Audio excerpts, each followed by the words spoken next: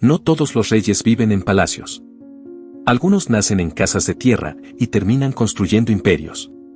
Vicente Fernández pasó de cantar por propinas a llenar estadios en todo el mundo. Pero detrás del mito del charro de buen Titán hay una historia que pocos conocen del todo. ¿Cómo vivía realmente el hombre que hizo llorar a millones con su voz? Si te gustan las historias reales detrás de las leyendas, suscríbete y activa la campana. Aquí contamos lo que casi nunca se dice. Y lo que muchos prefieren olvidar. La vida de Vicente Fernández no empezó entre lujos. Empezó en Huentitán el Alto, Jalisco, en 1940, en una familia sencilla de rancheros.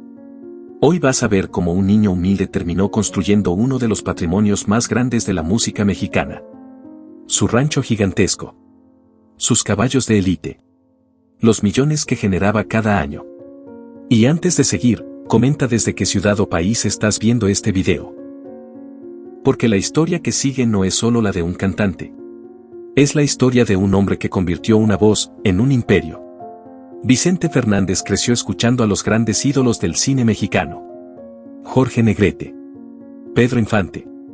Cuando era niño, dicen que se quedaba pegado frente al radio o al cine del barrio imaginando que algún día él también usaría traje de charro y cantaría frente a multitudes. Pero el camino no fue fácil. Antes de la fama trabajó en lo que apareciera. Albañil. Lavaplatos. Cajero de banco.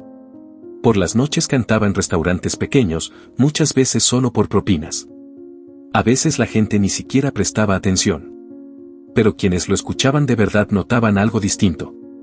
Una voz potente. Un estilo natural.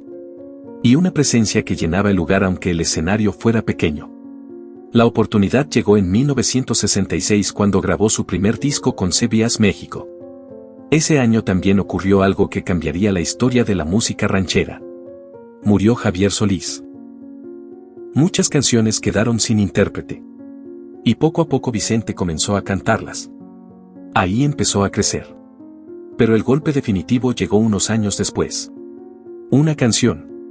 Volver, volver. Ese tema se convirtió en un fenómeno inmediato. La gente lo pedía en todos los palenques. Las radios lo repetían sin parar. Y a partir de ese momento, Vicente Fernández dejó de ser un cantante más. Se convirtió en una figura enorme. Después vinieron éxitos que hoy parecen eternos.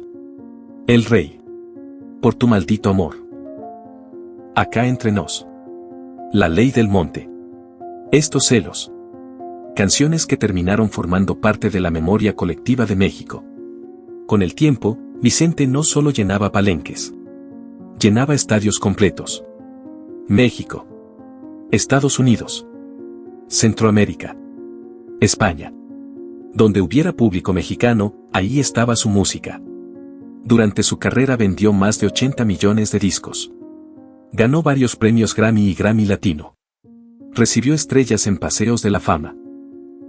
Y se convirtió en uno de los artistas más reconocidos del mundo hispano. Pero mientras su fama crecía, también crecía algo más. Su fortuna.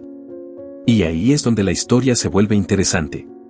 Porque Vicente Fernández no solo cantaba. También sabía hacer negocios. Durante décadas fue uno de los artistas mejor pagados del circuito de palenques. Cuando su nombre aparecía en el cartel, el lugar se llenaba.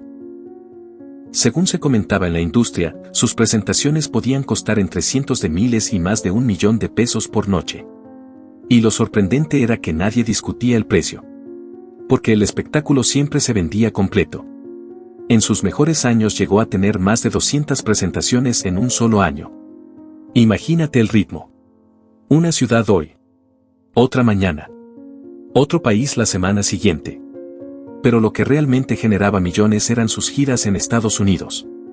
Los Ángeles. Chicago. Houston. Dallas. Las Vegas. Cada concierto se convertía en un sold out. Para muchos migrantes mexicanos, verlo cantar era como regresar a casa por unas horas.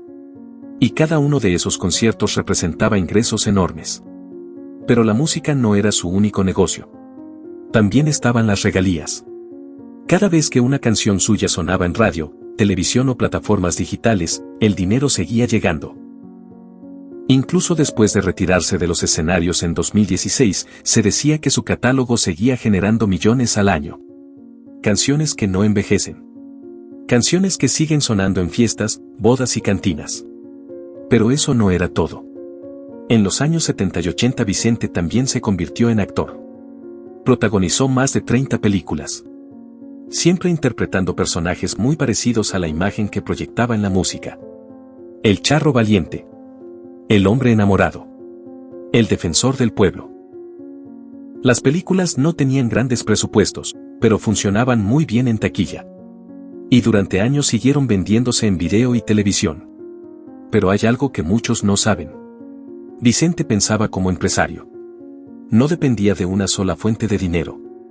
Diversificaba. Conciertos. Regalías. Películas. Productos con su nombre. Y ahí aparece uno de los símbolos más conocidos de su vida. El rancho Los Tres Potrillos. Si te está gustando este tipo de historias, deja tu like. Porque lo que viene ahora es probablemente la parte más impresionante de toda esta historia.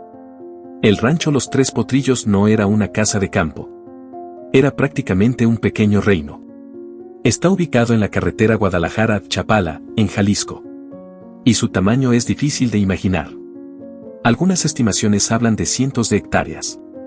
Terreno suficiente para recorrerlo durante horas. La entrada del rancho se volvió famosa. Un letrero enorme con 3 caballos que simbolizan a la familia Fernández. Dentro había de todo. Residencias. Caballerizas. Un palenque para espectáculos. Salones para eventos. Incluso una capilla. Los establos estaban diseñados al estilo charro tradicional. Madera tallada. Detalles artesanales. Espacio para caballos de alto nivel. Porque los caballos eran una de las grandes pasiones de Vicente. No eran simples animales de rancho. Muchos eran ejemplares de líneas genéticas muy valoradas. Caballos de competencia. Algunos, según se decía, podían valer cifras muy altas dentro del mundo ecuestre. Vicente solía recorrer el rancho a caballo temprano por la mañana. Sombrero puesto. Camisa charra. El paisaje de Jalisco alrededor. Era su rutina favorita. Pero el rancho también funcionaba como centro de eventos. Había un palenque con gradas para miles de personas. Ahí se organizaban conciertos, jaripeos y celebraciones. También existían enormes salones para fiestas familiares. Bodas. Bautizos. Cumpleaños. Muchas de esas celebraciones se volvieron legendarias entre quienes tuvieron la suerte de asistir. Dentro del rancho también se creó el Museo Vicente Fernández. Ahí se guardan trajes, premios y recuerdos de toda su carrera. Trajes charros bordados con detalles finísimos. Discos de oro y platino. Fotografías de conciertos históricos. Para los fans, caminar por ese lugar es como recorrer la historia de la música ranchera. Y todo eso formaba parte de un patrimonio enorme. Pero la riqueza de Vicente no estaba solo en propiedades. También estaba en su estilo de vida. Curiosamente, no era conocido por coleccionar autos extravagantes. Prefería vehículos prácticos. Una de las camionetas que más utilizaba era una Cadillac Escalade. Amplia. Cómoda. Imponente. Perfecta para moverse entre la ciudad y el rancho. Para eventos formales utilizaba sedanes de lujo. Mercedes. Lincoln. Pero dentro del rancho las estrellas eran otras. Las camionetas de trabajo. Pickups robustas para mover caballos, ganado y equipo. También tractores agrícolas. Porque Los Tres Potrillos no era solo una propiedad bonita. Tenía actividad real. Ganado. Cultivos. Caballos de cría. Y todo eso formaba parte del negocio familiar. Pero quizá los verdaderos lujos de Vicente eran otros. Sus trajes charros. Tenía decenas. Cada uno hecho a la medida por artesanos especializados. Bordados elaborados. Botonaduras trabajadas a mano. Algunos trajes tardaban meses en terminarse. Y cada presentación importante requería uno especial. También tenía hebillas y cinturones personalizados. Piezas de joyería hechas para complementar su imagen de charro. Nada era improvisado. Cada detalle formaba parte del personaje que el público veía en el escenario. Y funcionaba. Porque cuando Vicente entraba a un palenque, algo pasaba. El público se levantaba. El ambiente cambiaba. Y cuando lanzaba su famoso grito, ¡ah, ajá!, la piel se erizaba. Pero hay algo más que explica su éxito. La familia. Vicente estuvo casado durante décadas con María del Refugio Abarca, conocida como Doña Cuquita. Tuvieron 4 hijos. Y con los años, la familia Fernández terminó convirtiéndose en una dinastía musical. Especialmente con Alejandro Fernández, que siguió el camino artístico. Pero mientras el público veía al cantante, en paralelo se estaba construyendo una estructura empresarial. Productos con su nombre. Tequila. Sombreros. Ropa. Artículos charros. Cada uno aprovechando el peso de la marca Vicente Fernández. El museo también generaba ingresos. El rancho se utilizaba para eventos. Y varias propiedades e inversiones completaban el patrimonio familiar. Según estimaciones que circularon en medios tras su fallecimiento en 2021, su fortuna se ubicaba entre decenas de millones de dólares. Una cifra enorme. Pero más allá del dinero, lo que realmente construyó fue algo más difícil de medir. Un legado. Canciones que siguen vivas. Una imagen que representa a México en el mundo. Y una historia que parece sacada de una película. Un niño pobre de Jalisco, que terminó siendo el rey de la música ranchera. Si llegaste hasta aquí, comenta sigo. Así sé que viste toda la historia. Y dime algo en los comentarios. De todo lo que viste hoy, ¿qué te impresionó más? ¿El tamaño del rancho? ¿Los caballos? ¿La fortuna que llegó a construir? Porque la vida de Vicente Fernández demuestra algo curioso. Algunas leyendas no nacen en la riqueza. Nacen en la necesidad. En el esfuerzo. Y en una voz que, contra todo pronóstico, termina conquistando al mundo. Si quieres ver otra historia impactante sobre las leyendas de la música mexicana, quédate en el canal.